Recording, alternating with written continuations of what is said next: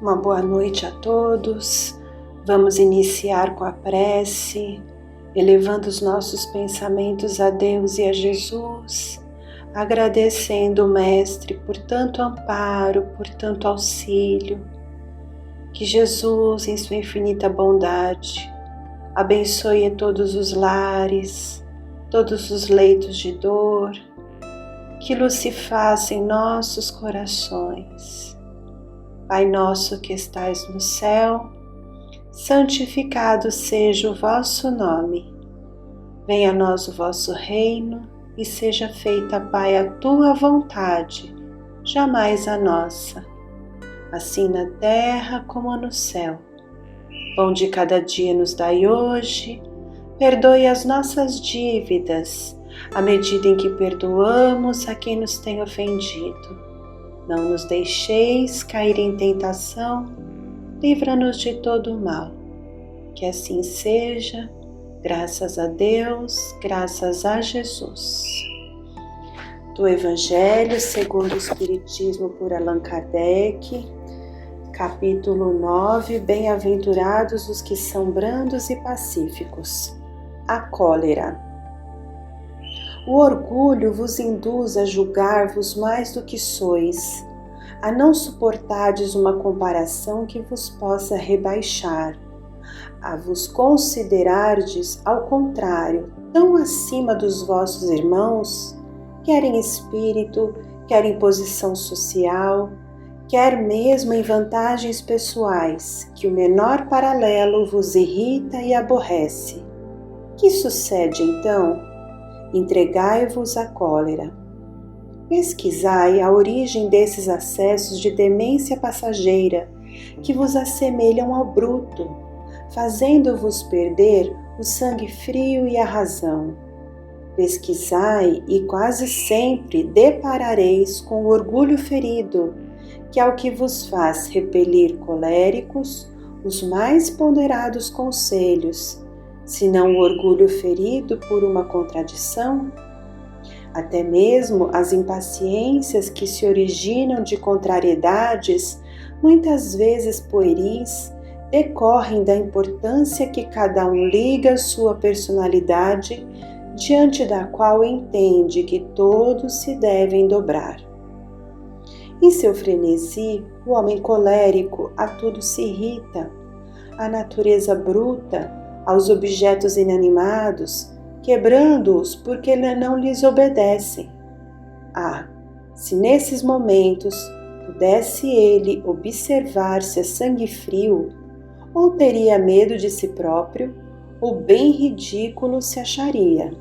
Imagine ele por aí, que impressão produzirá nos outros, quando não fosse pelo respeito que deve a si mesmo. Cumpria-lhe esforçar-se por vencer um pendor que o torna objeto de piedade. Se ponderasse que a cólera a nada remedeia, que lhe altera a saúde e compromete até a vida, reconheceria ser ele próprio a sua primeira vítima. Mas outra consideração, sobretudo, deverá contê-lo, a de que torna infelizes todos os que o cercam. Se tem coração, não lhe será motivo de remorso fazer que sofram os entes a quem mais ama? E que pensar, mortal, se num acesso de fúria praticasse um ato que houvesse de deplorar toda a sua vida? Em suma, a cólera não exclui certas qualidades do coração, mas impede se faça muito bem, e pode levar a praticar de muito mal. Isto deve bastar para induzir o homem a esforçar-se para dominar. O espírita, ao demais, é concitado a isso por outro motivo, o de que a cólera é contrária à caridade e à humildade cristãs. Um espírito protetor, Bordeaux, 1863. Muito fácil percebemos aqui nesta mensagem de 1863 que pouco evoluímos com relação a isso. Quantos de nós ainda Quando contrariados, quando sentindo-se pressionados, responde através da cólera. Quantos de nós ainda temos momentos de ira, momentos de raiva, quando estamos diante de situações que nos desafiam a paciência, a tolerância e a resignação? Se pudéssemos ver de longe nossa própria atitude, certamente condenaríamos, certamente nos envergonharíamos. Esse ensinamento vem nos mostrar o quanto orgulhosos ainda somos, o quanto ainda respondemos de forma bruta, aspereza.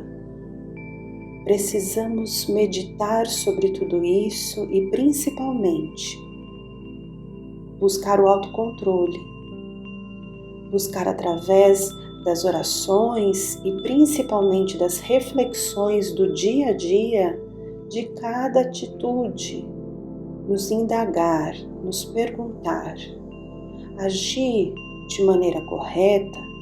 Fui prudente? Fui paciente? Quando observamos um bebê tentando encaixar blocos de brinquedos, ele demonstra por diversas vezes momentos de cólera, onde ele chuta os brinquedos, onde ele joga os brinquedos por alto quando ele não consegue encaixar. Nós adultos agimos da mesma forma quando somos desafiados a buscar o equilíbrio em vários momentos do nosso dia. Quando as coisas não estão dando muito certo para nós, quando algo não sai como desejamos, quando uma palavra dita por alguém não nos cai bem. Então, nesses momentos precisamos buscar o autocontrole para não cairmos na cólera.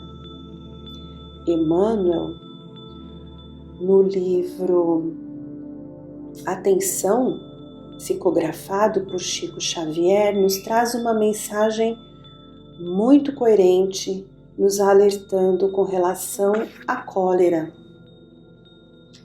Começa assim: finalmente, sede todos de igual ânimo, compadecidos, fraternalmente amigos, misericordiosos, humildes. Pedro, a colocação do Pedro, discípulo de Jesus.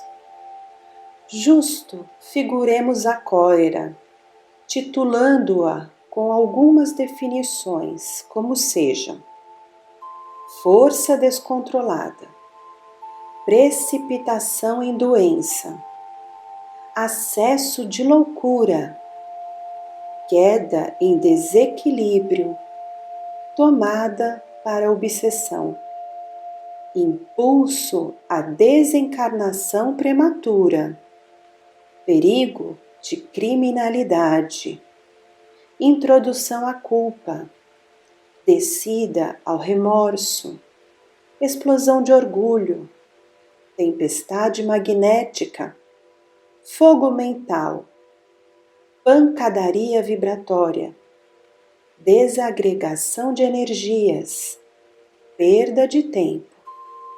Indubitavelmente todos nós, as criaturas encarnadas e desencarnadas em evolução na Terra, estamos ainda sujeitos a essa calamidade do mundo íntimo, razão pela qual toda vez em que nos sintamos ameaçados por irritação ou azedume, é prudente nos recolhamos a recanto pacífico, a fim de refletir nas necessidades do próximo e lavar os pensamentos nas fontes da oração. Mensagem muito importante para nosso estudo. Então, a cólera, ela tem várias definições. Emmanuel coloca como uma força descontroladora, uma força capaz de destruir quando estamos irados, quando estamos encolerizados. Precipitação em doença. A medicina já nos alerta que os ataques de raiva, os ataques de fúria, nos causam grandes problemas no corpo físico. A raiva traz problemas no estômago, a cólera traz problemas musculares e assim vamos causando doenças a cada ataque de cólera. Acesso de loucura, porque para retomarmos o equilíbrio depois de um acesso como esse, é muito mais complicado. Tomada para obsessão. É a porta aberta, escancarada para a influência dos espíritos que querem nos atingir, que querem nos obsediar. Sempre utilizam esses momentos de contrariedade, esses momentos em que sabem que não sabemos ter paciência, que não sabemos ter tolerância, criam verdadeiras armadilhas porque sabem que este é o nosso ponto fraco. Então a cólera é a porta escancarada para a influenciação dos espíritos que querem nos perturbar.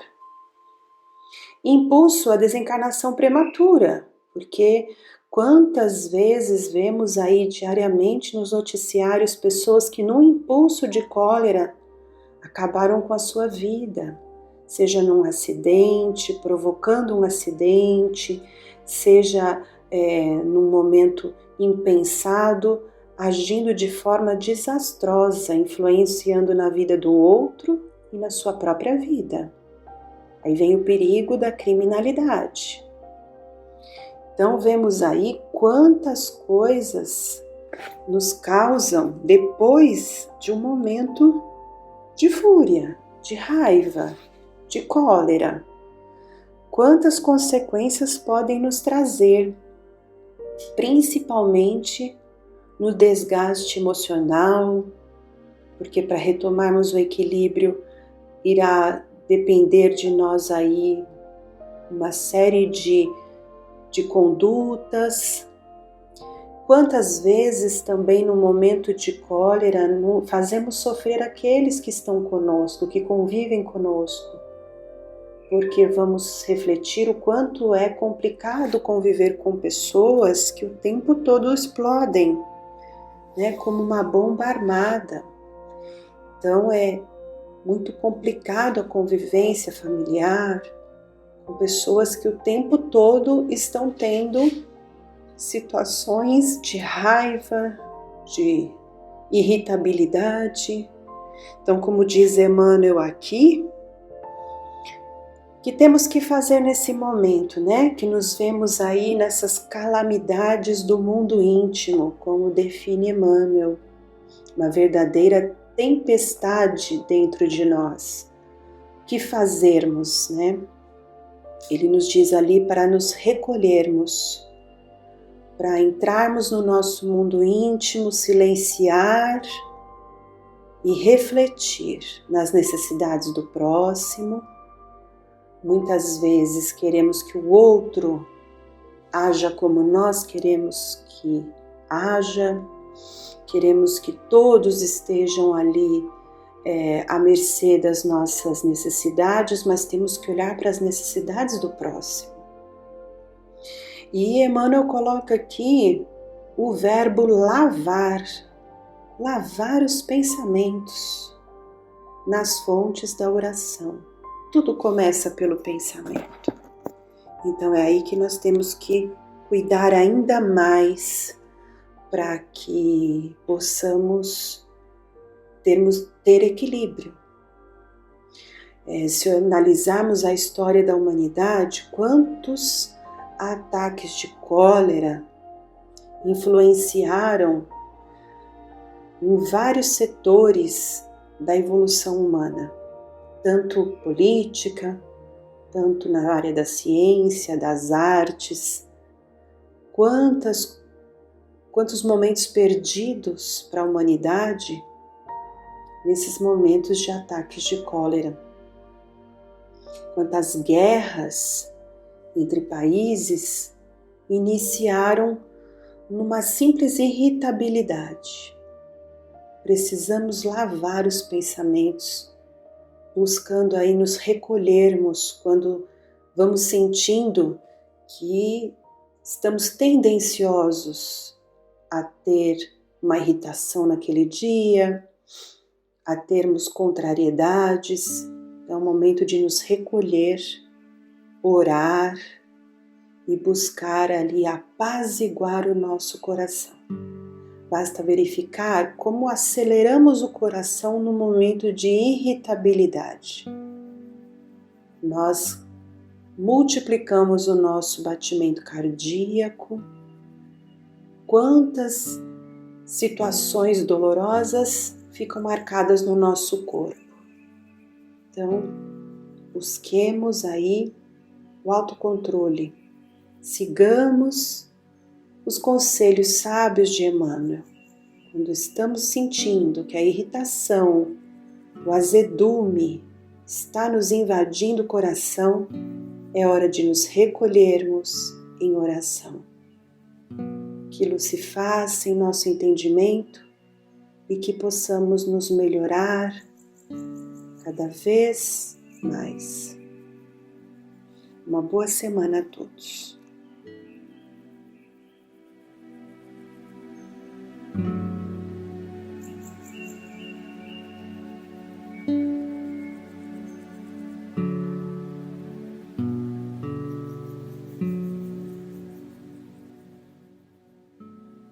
Boa noite a todos. Vamos então, na noite de hoje, começar com uma passagem do Evangelho segundo o Espiritismo, no capítulo Bem-aventurados os mansos e pacíficos. Vamos ver a paciência. Um espírito amigo, Havre, 1862. A dor é uma bênção que Deus envia aos seus eleitos. Não vos aflijais, portanto, quando sofrerdes, mas, pelo contrário, bendizei a Deus Todo-Poderoso, que vos marcou com a dor neste mundo para a glória no céu. Sede pacientes, pois a paciência é também caridade, e deveis praticar a lei da caridade ensinada pelo Cristo, enviado de Deus. A caridade, que consiste em dar esmolas aos pobres, é a mais fácil de todas, mas há uma bem mais penosa e, consequentemente, bem mais meritória, que é a de perdoar o que Deus colocou em nosso caminho para serem os instrumentos de nossos sofrimentos e submeterem à prova a nossa paciência. A vida é difícil, bem o sei, constituindo-se de 1000 bagatelas que são como alfinetadas e acabam por nos ferir. Mas é necessário olhar para os deveres que nos são impostos e para as consolações e compensações que obtemos, pois então veremos que as bênçãos são mais numerosas que as dores. O fardo parece mais leve quando olhamos para o alto do que quando curvamos a fronte para a terra. Coragem, amigos, o Cristo é o vosso modelo. Sofreu mais que qualquer um de vós, e nada tinha de que se penitenciar, enquanto tendes já a expiar o vosso passado e de fortalecer-vos para o futuro. Sede, pois, pacientes, sede cristãos, esta palavra resume tudo. Desenvolvermos a paciência é fundamental para o nosso equilíbrio. E quando Jesus nos fala a perdoar, não 7 vezes, mas 70 vezes 7, isso nos leva a compreendermos que para perdoarmos temos que ter paciência. A paciência nos ajuda na compreensão. A calma nos ajuda a vermos outros ângulos para conseguirmos lidar com aquilo ou com aquele que nos testa a paciência. Virtude importantíssima a ser conquistada por nós. Lucas nos traz o ensinamento de Jesus. Na vossa paciência possuí a vossa alma. Na vossa perseverança ganhareis a vossa alma. Paulo, na carta aos Romanos, alegrem-se na esperança, Sejam pacientes na tribulação, perseverem na oração. E anular que muitas vezes encontramos as maiores lutas e deve ser o nosso maior foco. E Emmanuel nos traz no livro Luz no Lar uma mensagem que pode nos ajudar a compreendermos as lutas que enfrentamos. Chama-se Em Casa. Ninguém foge à lei da reencarnação. Ontem, atraiçoamos a confiança de um companheiro, induzindo a derrocada moral. Hoje, guardamo-lo na condição do parente difícil que nos pede sacrifício incessante. Ontem, abandonamos a jovem que nos amava, inclinando-a ao mergulho na lagoa do vício. Hoje, temo-la de volta por filha incompreensiva, necessitada do nosso amor. Ontem, colocamos o orgulho e a vaidade no peito de um irmão que nos seguia os exemplos menos felizes. Hoje partilhamos com ele a afeição de esposo despótico ou de filho problema, o cálice amargo da redenção. Ontem, esquecemos compromissos veneráveis arrastando alguém ao suicídio. Hoje reencontramos esse mesmo alguém na pessoa de um filhinho, portador de moléstia irreversível, tutelando-lhe à custa de lágrimas o trabalho de reajuste. Ontem, abandonamos a companheira inexperiente à míngua de todo auxílio, situando-a nas garras da delinquência. Hoje achamo-la ao nosso lado, na presença da esposa conturbada e doente, a exigir-nos a permanência no curso infatigável da tolerância. Ontem, dilaceramos a alma sensível de pais afetuosos e devotados, sangrando-lhes o espírito a punhaladas de ingratidão. Hoje moramos no espinheiro em forma de lar, carregando fardos de angústia a fim de aprender a plantar carinho e fidelidade. À frente de toda dificuldade e de toda prova, abençoa sempre e faz o melhor que possas. Ajuda aos que te partilham a experiência, ora pelos que te perseguem, sorri para os que te ferem e desculpa todos aqueles que te injuriam. A humildade é a chave de nossa libertação. E sejam quais forem os teus obstáculos na família, é preciso reconhecer que toda a construção moral do reino de Deus perante o mundo começa nos alicerces invisíveis da luta em casa. Emmanuel. Pensando então na grande necessidade que temos de nos mantermos em equilíbrio e sabendo que oscilamos muito, vamos analisar juntos um texto de Vinícius no livro Nas Pegadas do Mestre. Equilíbrio e harmonia. Não usar é mais fácil que não abusar. Há mais facilidade em deixarmos os vícios do álcool, do fumo e do jogo que regularmos a nossa alimentação, mantendo-a nos rigorosos limites do necessário. O objeto dos vícios não constitui inelutável necessidade, ao passo que sem comer ninguém pode viver. Vícios não se regulam, banem-se. A alimentação requer peso e medida. É preciso, portanto, maior soma de esforços nesse caso que naquele outro. Da mesma sorte, é muito mais fácil conformarmos-nos com a pobreza que limitarmos voluntariamente nossas ambições. Em ser pobre pela força de circunstâncias, não há mérito algum, enquanto que o conservarmos-nos no justo limite de simples independência pecuniária por vontade própria, sofreando intencionalmente os surtos da ambição, é algo de meritório. O governo do equilíbrio requer a vontade firme, saber, paciência e perseverança. Tais requisitos só se reúnem à custa de esforços e porfias. O abstêmio acaba perdendo completamente o desejo de beber, de fumar, de jogar, etc., tornando-se-lhe por isso fácil manter-se livre daqueles vícios, uma vez subjugados. Seu poder de resistência não é mais abalado, não é mais excitado, visto como desapareceu nele o hábito contraído, a necessidade fictícia em tempo sustada. Precisamente o contrário é o que se dá com a temperança.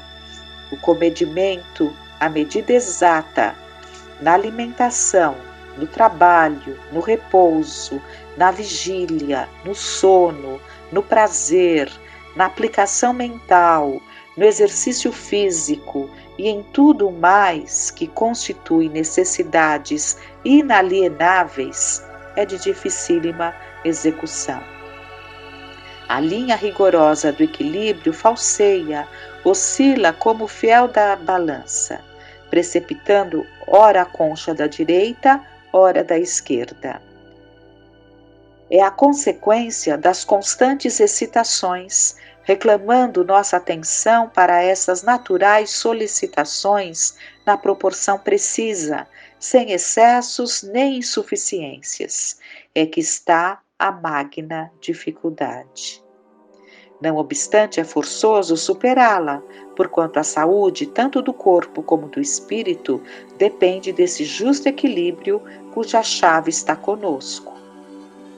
A providência, em sua sabedoria, colocou nas mãos do homem o seu bem e o seu mal, a sua dita e a sua desdita, fazendo-o o arquiteto dos seus destinos. Não podemos ser felizes e venturosos enquanto não lograrmos aquele desideratum, enquanto não criarmos em nós mesmos essa harmonia que em tudo se verifica na natureza e em cujos fundamentos repousa a vida do universo. O bem-estar físico ou saúde prende-se ao fenômeno do metabolismo, que outra coisa não é senão o balanço exato entre a receita e a despesa de nosso organismo. Os mundos mantêm-se girando em suas respectivas órbitas, graças ao equilíbrio impecável que resulta de suas forças, atração e repulsão. Em tal se resume a maravilhosa mecânica celeste. No macrocosmo como no microcosmo, o segredo está no equilíbrio. A estabilidade social depende a seu turno de uma questão de equilíbrio entre dois fatores, a ordem e o progresso. Ordem demais traz estacionamento. Progresso desmedido gera anarquia. O concurso de ambos numa justa proporção determina e assegura a marcha regular da evolução. A própria virtude degenera, deixa de ser virtude quando lhe falta o equilíbrio. Zelo excessivo é intolerância. Zelo excessivo é intolerância. Paciência demasiada é indiferentismo. Dignidade em excesso é orgulho. Humildade que a tudo se curva é baixeza, é vilania. Daí o acerto do adágio latino, in medio virtus. Finalmente, tudo na vida é harmonia e harmonia é equilíbrio. Deus é a suprema harmonia das causas. Ele revela-se no amor, porque o amor é a majestosa harmonia dos sentimentos apurados, assim como a música é a harmonia dos sons. Estabeleçamos, pois, a harmonia do nosso ser, colocando-o em harmonia com o infinito, de tal depende a nossa felicidade. E nos tempos que vivemos, muito esforço temos que fazer para nos mantermos equilibrados, com a chama acesa da esperança e da fé a nos iluminar. Mas entendamos que sejam quais sejam nossos destinos nas lutas que vivemos, onde quer que nos encontremos, aqui, no plano espiritual, sempre conviveremos com o nosso equilíbrio ou com o nosso desequilíbrio. Nos surpreenderemos do lado de lá, hoje, amanhã, mais adiante, tais quais somos. Então, por que não nos empenharmos mais, aproveitando as incertezas e transformando-as em trabalho abençoado? Qual o meu papel junto do outro, especialmente no lar? Que marcas deixarei no coração daqueles que Deus colocou no meu caminho? Tenhamos uma noite de paz.